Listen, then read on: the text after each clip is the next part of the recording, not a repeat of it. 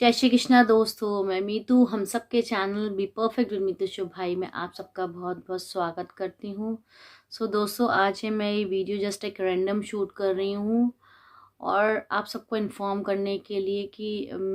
अभी लास्ट थोड़े दिन पहले ही मैंने एक वीडियो अपलोड करी थी कि जैसे मैंने आपको बताया था मेरे जिठानी की तबीयत नहीं सही है,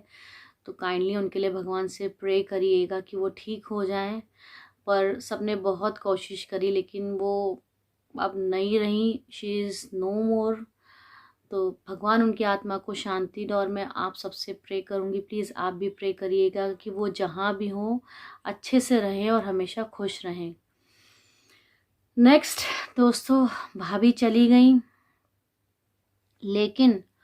बहुत सारी चीज़ें ऐसी होती हैं ना, जब ऐसे हमारी लाइफ में हादसे होते हैं, ऐसी लाइक चीज़ें होती हैं तो बहुत कुछ हमें सीखने को मिलता है, चाहे वो कोई छोटा हो कोई बड़ा हो। तो हमने यहाँ पे क्या सीखा, भाभी चली गई लेकिन कहते हैं ना, जो अच्छे लोग होते हैं वो जाते जाते भी बहुत कुछ सिखा जाते हैं आपको। तो जैसे कि मैंने आपको पहले वीडियो में बताया था कि वो बिल्कुल ठीक थी, उन्हें कोई प्रॉब्लम नहीं थी, सिर्फ उन्हें बीपी का इशू था। तो बीपी के टैबलेट्स उन्होंने दवाइयाँ खानी बंद कर दी थी काफ़ी टाइम से। तो अब जो कंडीशन में उनको मतलब प्रॉब्लम आया, जैसे जो भी हुआ, तो यही मतलब समझ में आ रहा है कि उनका एकदम बीपी हाई हुआ, जिसकी वजह से वो गिर पड़ी और सारी चीज़ें हुई जो जैसे कि आपको पहले वीडियो में बता चुकी हूँ। तो यहाँ एक लेसन तो ये है दोस्तों, जैसे मैंने पहले भी कहा था कि प्लीज़ अगर लाइफ जीनी है, अपने आप को ठीक रखना है, अपनी फैमिली की आप चिंता करते हो, आप चाहते हो कि आप इतना फिट रहो, इतना अच्छा रहो कि अपनी फैमिली की आप ध्यान रख सको। आप एक, मैं ये तो नहीं कहूँगी लाइक, क्योंकि कोई भी बीमारी शरीर में होने के बाद वो जो पहला वाला हमारा स्टेमिना होता है वो सब चीज़ें होती है, नहीं रहती, लेकिन स्टिल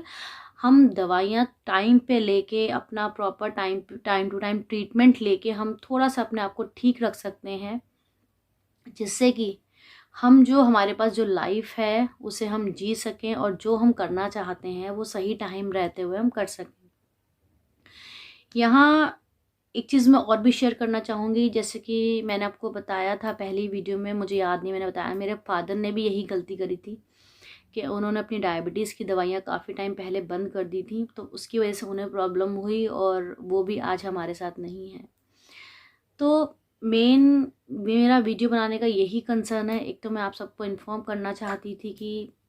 बहुत प्रे करी भाभी के लिए, सब कुछ करा, लेकिन भाभी नहीं रही। दूसरा है कि मेडिसिन्स टाइम पे लीजिए, जो हमें इस चीज़ से सीखने को मिला। और एक मेन चीज़ और सीखने को मिली जो मैं आपसे सबसे मतलब शेयर करना चाहूँगी कि लाइक कोई भी होता है, मैं कहती हूँ कितनी बड़ी फैमिली हो, कुछ भी हो, लेकिन एक हस्बैंड वाइफ का रिलेशनशिप ऐसा होता है कि सबसे ज़्यादा अकेलापन अगर हस्बैंड पहले जाता है तो वाइफ को लगता है, अगर वाइफ पहले जाती है तो हस्बैंड को लगती है। तो यहाँ हमारी भाभी गई हैं तो भैया हम लोग सब फिर भी अपने नॉर्मल रूटीन में बहुत जल्दी आ जाएंगे, आ भी रहे हैं, क्योंकि काम सारे ही करने होंगे हमें। आज मैं ये वीडियो बना रही हूँ, ये भी मेरा एक काम ही है। तो लेकिन सबसे ज़्यादा जो अकेलापन फील करता है वो लाइफ पार्टनर फील करता है। तो ऐसे में मेरी आप सबसे रिक्वेस्ट है, जाने वाले की कमी कोई पूरी नहीं कर सकता, ना उनकी कोई जगह ले सकता है, लेकिन कोशिश करिए ऐसे में कुछ टाइम के लिए, जब तक जिस पर्सन का लाइफ पार्टनर गया है उसको अकेला ना छोड़े, किसी ना किसी तरह से उसे बिजी रखें या थोड़ा सा उसके टच में रहें, कांटेक्ट में रहें, कि उसे ये लगे कि मैं अब अकेला नहीं हूँ या मेरी कोई केयर करने वाला है, मुझे कोई समझने वाला है। हालांकि भैया इटावा में हम लोग दिल्ली में आ चुके हैं, हम दोबारा फिर जाएंगे जो आगे के रिचुअल्स होते हैं उनको पूरा करने के लिए, लेकिन स्टिल पूरे दिन में एक बार फ़ोन, मैं एक बार, मेरे हस्बैंड, हमारे और रिलेटिव्स भी, भैया लोग सब एक बार फ़ोन ज़रूर लगाते हैं कि उनको ये ना लगे कि मेरा लाइफ पार्टनर चला गया तो आज मैं बिल्कुल अकेला हो गया, उनका बेटा उनके पास है। हाँ, एक रिक्वेस्ट मैं और करना चाहूँगी, अपने पेरेंट्स की हम बच्चों को हमेशा लाइक केयर करनी चाहिए और उनको कभी अकेलापन महसूस नहीं कराना चाहिए, लेकिन ऐसे केसेस में स्पेशली जहाँ एक लाइफ पार्टनर चला जाता है, जैसे एक जो भी पीछे बंदा रह जाता है, चाहे वो हस्बैंड हो चाहे वाइफ हो, उनके बच्चों की ज़्यादा ही ड्यूटी बनती है, करना भी चाहिए कि उनको थोड़ा सा इस तरह से फील कराएं, इस तरह से उनके टच में रहें कि उन्हें ये ना लगे कि मेरा लाइफ पार्टनर भी चला गया और आज मेरे बच्चों ने मेरा साथ छोड़ दिया, मेरे साथ कोई नहीं, मैं बिल्कुल अकेला हो गया। ऐसे में क्या होता है, इंसान घुट घुट की जो उसकी लाइफ होती है ना वो और ज़्यादा कम रहती है और वो भी बीमार रह के दुनिया से जल्दी चला जाता है, क्योंकि एक घुटन जिसे कहते हैं ना, घुटन,